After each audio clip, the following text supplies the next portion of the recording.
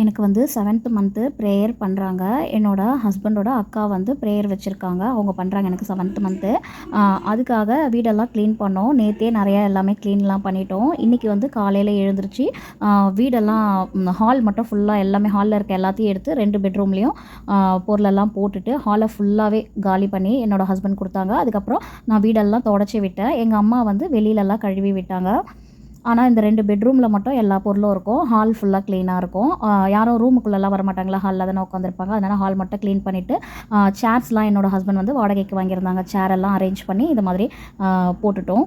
ஒரு 20 பேர்கிட்ட வருவாங்க அப்படின்னு சொல்லியிருந்தாங்க. அதனால அதுக்கேற்ற மாதிரி சேர்லாம் அரேஞ்ச் பண்ணி போட்டு வச்சுருந்தோம். எக்ஸ்ட்ரா சேர்ஸும் இருந்தது. நம்ம அப்புறமா வர போட்டுக்கலாம் அப்படின்னு சொல்லிட்டு வச்சுட்டாங்க.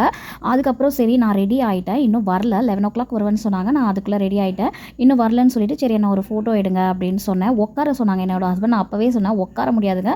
உட்காந்தா நான் கம்ஃபர்டபுளாக இருக்காது. சாஞ்ச மாதிரி உட்காரணும். நான் நின்றுட்டுருக்கேன். நிற்கிற மாதிரி எடுங்க அப்படின்னு சொன்னேன்.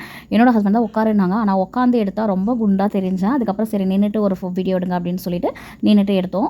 அப்புறம் அப்படியே வாங்க செல்ஃபி எடுத்துக்கலாம் அப்படின்னு சொல்லிட்டு நானும் என்னோடய ஹஸ்பண்டும் எடுத்தோம். நான் எடுத்தால் என்னோடய ஹஸ்பண்ட் பின்னாடி இருப்பாங்க தெரியாது. அதனால் அவங்கள எடுக்க சொன்னேன்.